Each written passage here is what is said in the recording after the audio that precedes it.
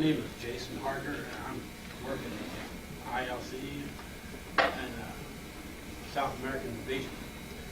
Our role is to provide logistics support for the FFS community, in this case in Colombia. The main, our slogan, I like to think, is to give the best support possible. And in doing this, we start off with the LOA, which means a letter of offer and acceptance. Without this LOA,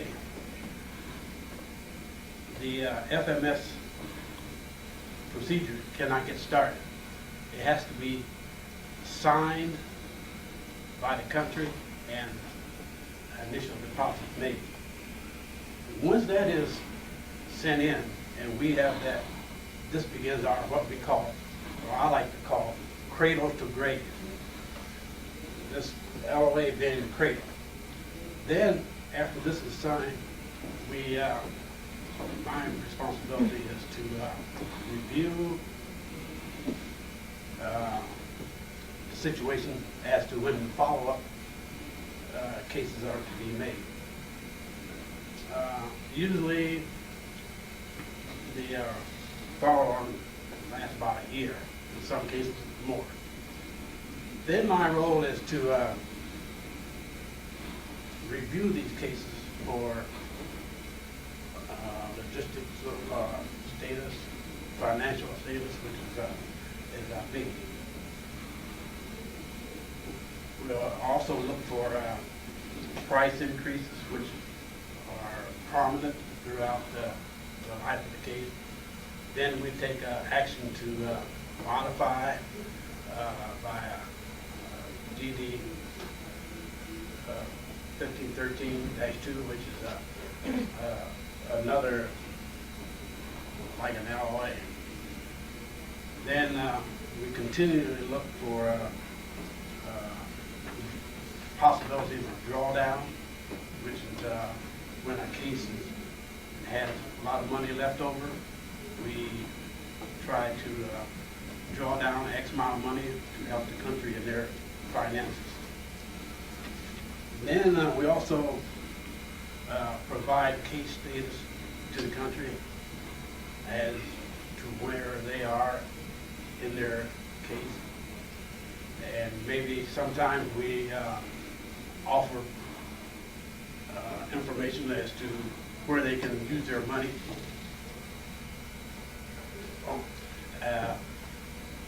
Maybe cases that expire or possibly expire, they haven't made much usage of it. We recommend, or I recommend, that they use it in another case. And then, of course, all this is done by correspondence or telephone calls. And we have case reviews, which points out all these problems. And then we have visits to the country, which is very helpful, which we call the SAMR, which stands for Security Assistance Management Review, which is, we like to have them once a year. And then we have the case closure, which is I like to call the break. But this is when everything is financial supply and financially complete. Oh boy. Better than I did. My name is Jason Harger. I'm from the ILC South American Division, and I'm going to give a couple of my problem areas. This first one is funding, which is real close to me because, as I've said before, our countries are on the poor side. So funding is their number one game. In this respect, I'm referring to the LOAs when they are prepared and sent to the country. Now, an LOA, which is the letter of offer of acceptance, they are to, this is after they have been prepared and sent to the country, has the dollar amount, has the offer expiration date and has an initial deposit that they are supposed to send in. My countries wait to the last minute before they send in the thing, if they send it in. So therefore, I have to, as part of my job, notify them that please send in your or respond to the letter of offer. Sometimes when they do send it in by the offer expiration date, they don't send the initial deposit, which is number one, because you can't start a case without money. That's Murphy's Law, you might say. So, therefore, many a time, my two countries, which I have, Uruguay and Colombia, both are not the fastest in getting their requirements in. And then, therefore, they submit these requisitions, and they're not timely, you might say, and causes delay. And then this results in sometimes overcommitments, which is when they have a price increase, we go to them and say, this item has increased by X amount of dollars, and it requires their approval. They are slow. It results in holding up delivery of their item. That's one of my problems. Another problem is, again, related to money in a way. Mill strip priority. We have what we call the Air Force construct mill strip requisition FAD, which is the Force Activity Designator, and each country is assigned through DSAA, which is the Defense. I forget what it is, but anyway, they have 5 priorities. And of course, 1, 2 are very good, but my country is having FAD 5, which is the lowest. And the lowest priority that you can have on FAD 5 is 08. And 8 doesn't get very much attention when you have 2s and 3s and 1s. And a FAD can only be changed by a country requesting up to higher authorities up at the DSAA. Another one of my problems is the CAD-PAD. CAD-PAD, as you can see, stands for Cartridge Actuated Device Propellant Actuated Device, and it's commonly known as CAD-PAD. Now, the ILC sends out every year around November, they send out a call letter to every country in FMS. This call letter is called the CAD-PAD call letter. It gives, the call letter itself is a letter with all the CAD-PAD items applicable to all aircraft available. The country merely selects or goes to that aircraft page and picks out the items that they may require. They have an X amount of time to respond, which is usually about, they should get their requirements into us around January, February. But in my countries, again, they're slow in responding. So until this year, they never got their requirements until about April. And this year, they got them in January at an A for our side. And then, based on these requirements, CAD-PAD has long lead items up to a high of 42 months. So therefore, it's a long period of time, and they don't adjust to that period of time. So they may send in the requirements at 42 months lo and behold, in a couple of months, they'll be trying to expedite this, believe it or not. Expedite that delivery, knowing that it's 42 months away.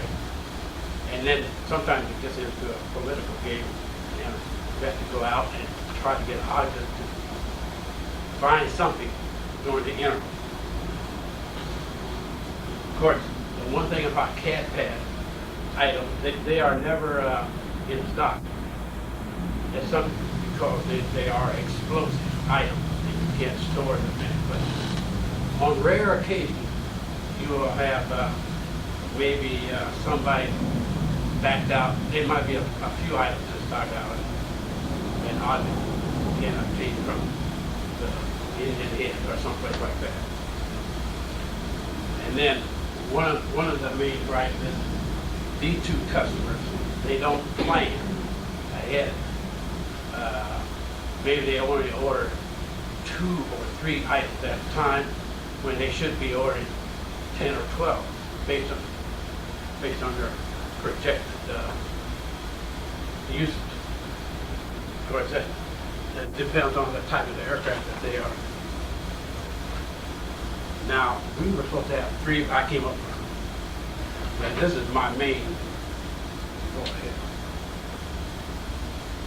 I chose this one as I'm going to do the most of it because tomorrow that's when I'm going to come up with my solution.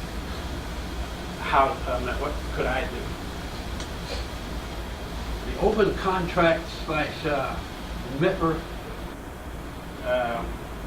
is one of my greatest problems. The MIPR is a military interdepartmental purchase request. It usually is written like open contract / MIPR. These are when the unobligated on the ULO, which means that the unliquidated obligations. All these are financial terms, actually. And that consists of these ULOs are when expenditures and the obligations do not match. They're not compatible. So when we get to the close of get to the end of a case, we request a financial analysis. This analysis tells us that the case is closed naturally, but it also identifies how many, or if any, ULOs or open contract are on this case. So therefore, we can't close the case.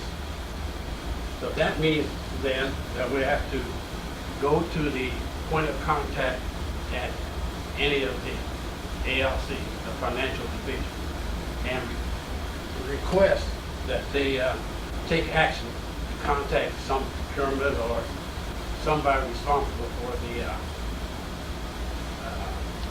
ULO at that. And this is a long, tedious process. I have such cases of 10 years old awaiting closure. Every country, the country doesn't get involved in this because they're fat happy because they had the item 10 years ago. But this is one of the problems. And I hate that because I never was involved in the first place. Because when a case is set up, everybody takes a piece of that pie without us knowing it. And that's usually our funding for evidence and so forth. And of course, my contention is that if you take it, because they don't tell us, and that you should act on it at the end, but they don't do this, and this is where we have to go after them all the time.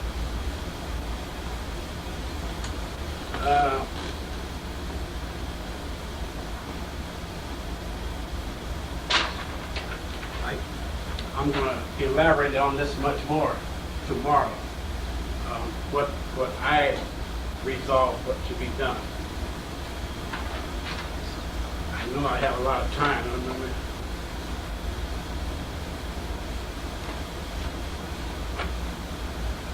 I had on this one.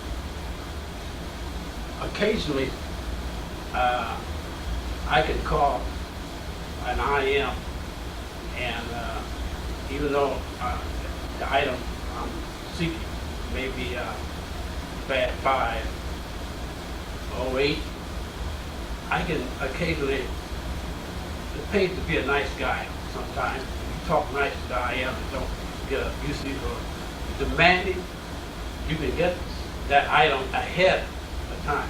I had an occasion once where the item priority 15, and this item, they had a whole lot of them, but no one had said anything about it. So he said, squeaky wheel gets the attention. So occasionally you can do this.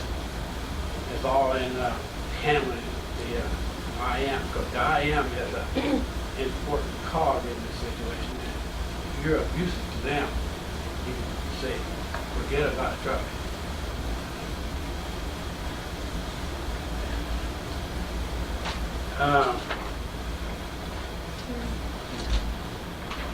And as I was going to say previously, you notice that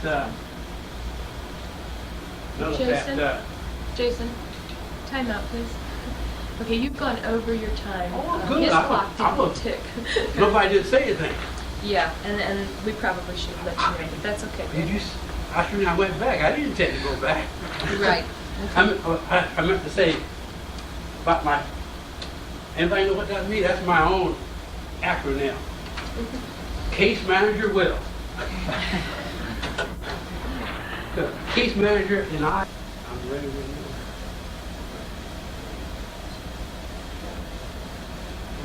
are. Ready? Yes, come on. Good morning. I am Jason Harger, and I'm going to present my problem from yesterday. My problem was the delayed case closure, and from yesterday, I'll review this. What happens whenever I come to get a candidate for closure, the procedure is to go to financial people downstairs and get a financial analysis. This gives you, when it comes back, they give you what is open. They will provide you with at the open item, which is the unliquidated obligation, the ULO, and open contract. From this, then, that means you cannot close the case. So therefore, the next step would be to, as case manager, I would go to the appropriate ALC designated on the financial analysis. Then I would send either a letter or a message to that particular financial unit at the ALC requesting appropriate action to be taken. We would list the case, the line, and the ULO contract or open contract / MIPR, which is the military interdepartmental purchase request, and give also the amount of money that is unobligated. Then we normally suspend the ALC for 30 days for response. And then when they come back with that information, we get a sorted reason why the ULO is happening, such as bankruptcy, case the contractor hasn't completed his transaction in the contractual world, and therefore, we cannot close the case and just sit back and wait. Looking good on one end because I have a case open, and looking bad on the other because I can't close it. Therefore, trying to provide some kind of solution this is my proposal. I better not say mine because this is what I found out. I was still, when a case is a candidate for closure, same procedure will apply. Request financial analysis from the financial unit downstairs, and it will again advise me where that ULO is located. However, last month or a couple months ago, they called me an observer at the Hope Hotel. They had a Swift F5 case closure meeting addressing the same subject. And at that meeting, it came out that May of '92 was a target date to do something about this reconciliation. At that meeting, they had people from SAAC, the head man, people from Pentagon, the lady that is in charge of that policy. However, yesterday, during one of our briefers, Terry Lambert, who happened to had this part in his briefing, he said that the target date was June of '92. So what will happen in this case when if this comes into effect, we will close the case rather than hold it open, send a letter, prepare a letter, closure letter, and add the ULO amount to the delivery value and send it on as normal. What happens when this is done, the letter, the case closure then will be held in sort of like in advance. It will close your case, but the case will be sent to SAAC, where it will be held until the ULO is actually completed, and then it will be paid from the country holding account. This is all going to happen allegedly after June.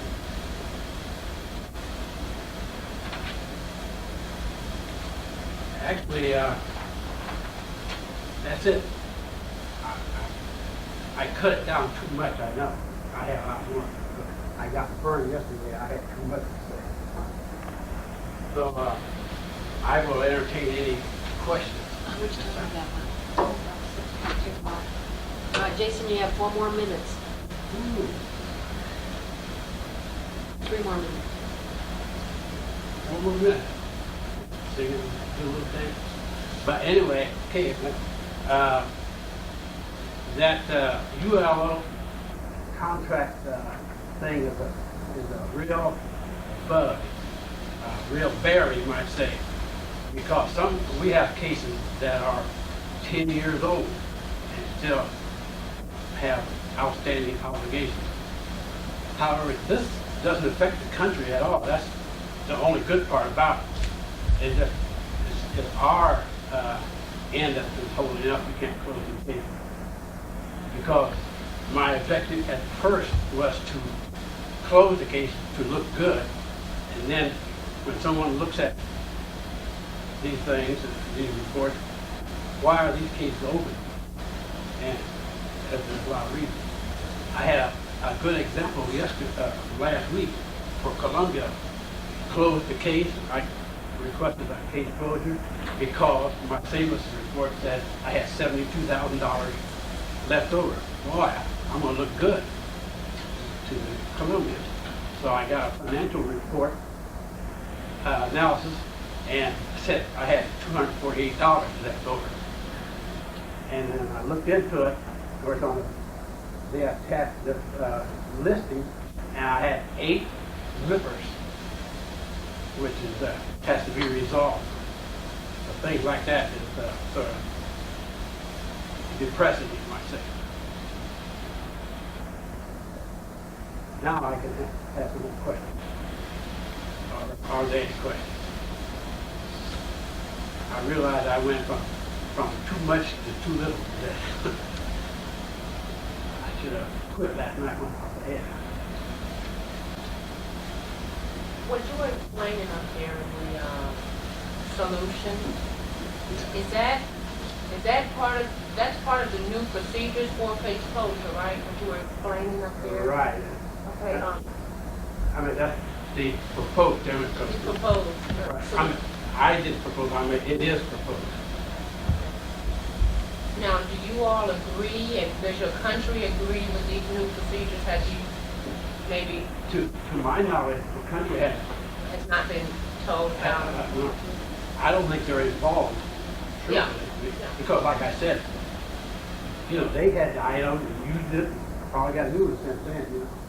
These are what I call like internal matters between the contractor and the I know we talked to our liaison officer about some of the new procedures and just trying to get a feel for what they think about things about the board and stuff like that. What do you do now to clear the ULO?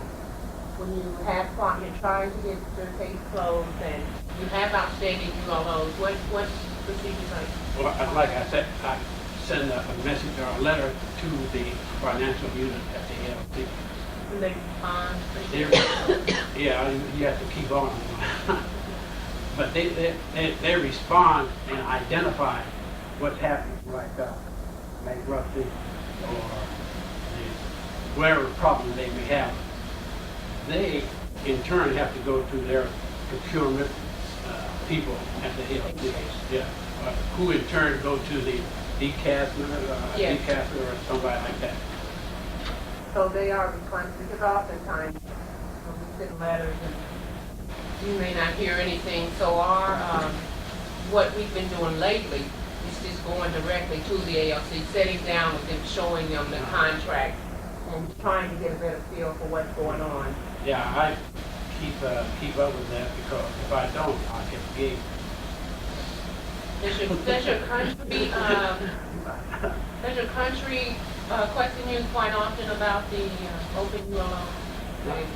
They don't know anything about it. They don't really know. You don't have to explain to them when you're in your PMR, your program management. Because the case is closed, you know.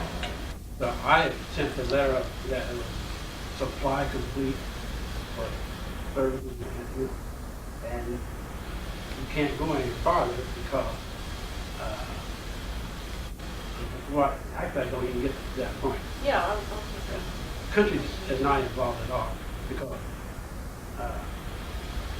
there's nothing that they hurt them because they got the item a long time ago. Yeah, they got the item, but oftentimes there's money sitting there that They they would may- like to have. They may have, our country don't Yeah. follow the case. They don't follow. Oh. No. So they may say, not, case is open, maybe. Yeah. Oh, okay. But me, when I'm constantly looking for money, Mhm. I'm for them, you know. Yeah. Where Yeah. I'm trying to get these cases closed and go. Number one, maybe we look good. And number two, it turns out the case is, and it makes our whole unit look good.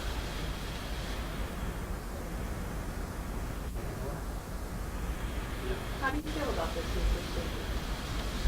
To me, it sounds good. Because number one, I can get rid of that document on that case. Case is clear as far as everything else, except that I got one that has only $27 in business.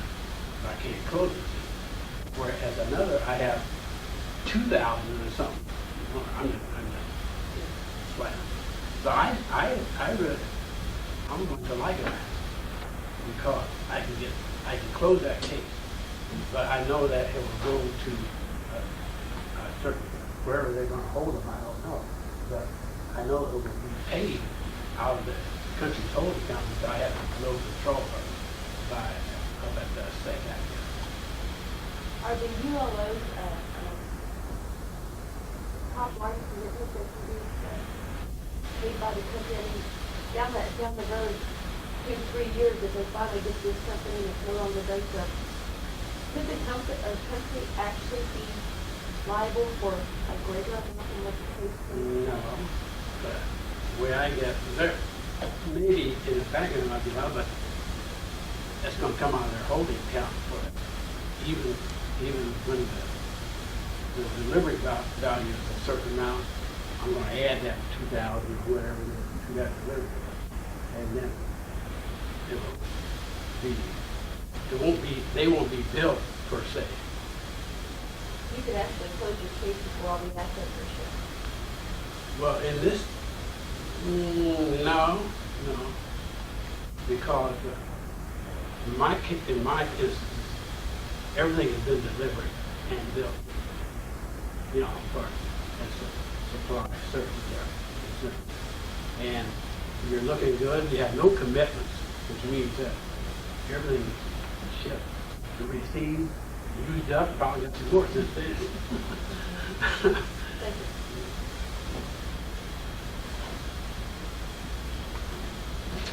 My time up. 30 seconds. For a total 15 minutes.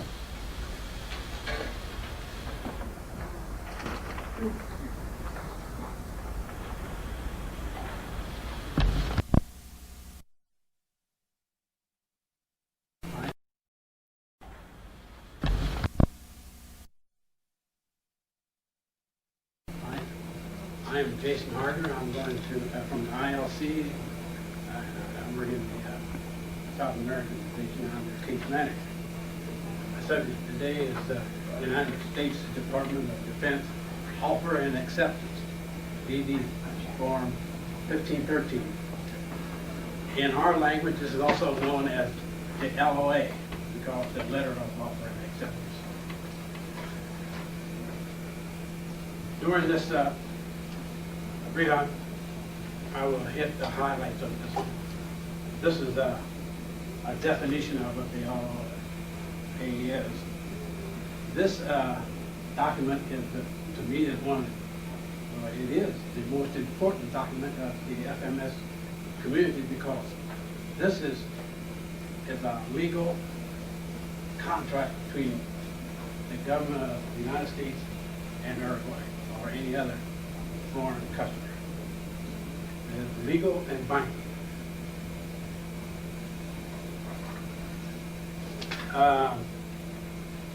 The LOA has two categories.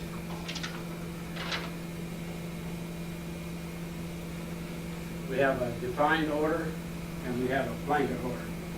The defined order is Pen on the desk, please. okay. Thank you. The defined order is of the LOA is where you order a specific item or a service, and I'll have a sample of that. The blanket order, well, let me retreat back. The defined order specifies the item, the amount, and the dollar value. On the other hand, the blanket order does not state the item, but is overall coverage. For example, you would order repair parts, you would only identify the dollar value. And I'll have an example of that too. This first one slide is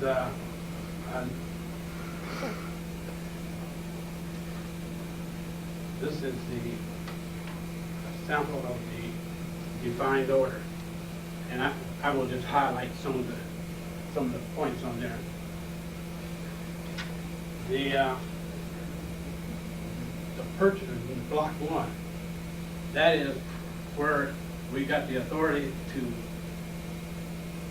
prepare this document, and that is from the country. All for Uruguay, all your letter of offers go to the air attaché office in Washington. Before,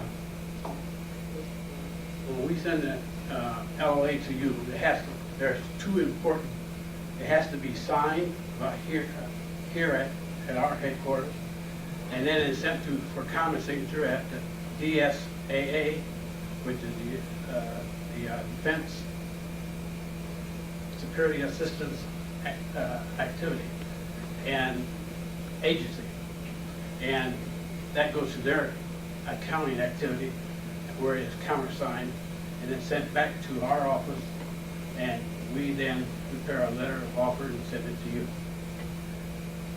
You will note that there's a date which we call the OED, which is the offer expiration date.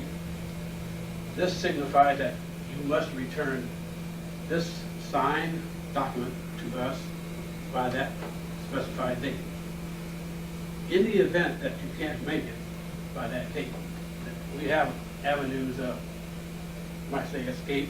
You send a letter or message to us, and we will extend that date by what we call pen and ink changes. And then, as you can see, there is the item in this. You see it's for a quantitative amount, the unit price for each one, and then the total cost.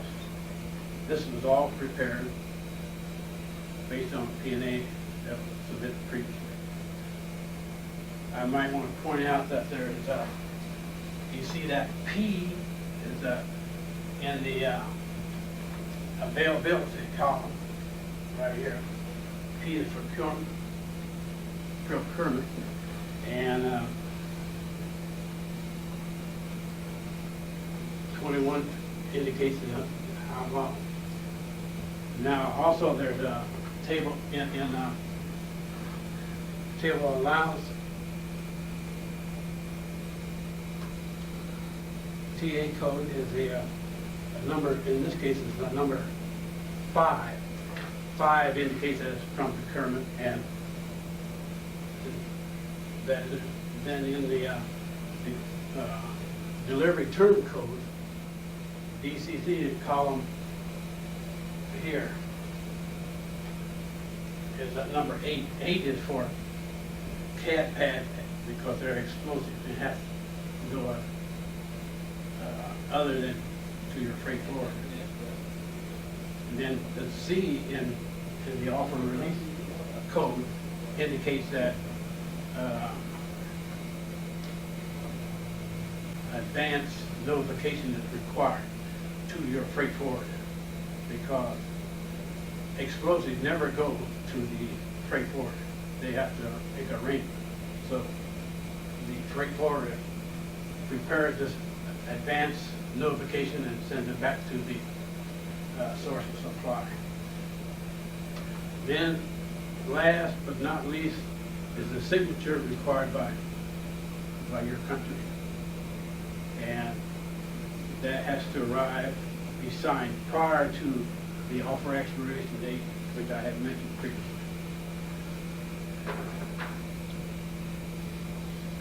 We now have the blanket order case, which is more or less general. Same factors prevail: signature, counter signature. The only difference in this case is the it's designated as a blanket order, and you don't put any specified items or services on it. Usually a blanket order applies to whatever system that Uruguay has. There's no quantitative amount, no unit issue, no unit cost, only the total dollar value that you submit. Normally, the estimated cost is what we call above the line. All other figures are below the line and are included accessorial charges. There again, it's important that you sign the thing and return it before the expiration date.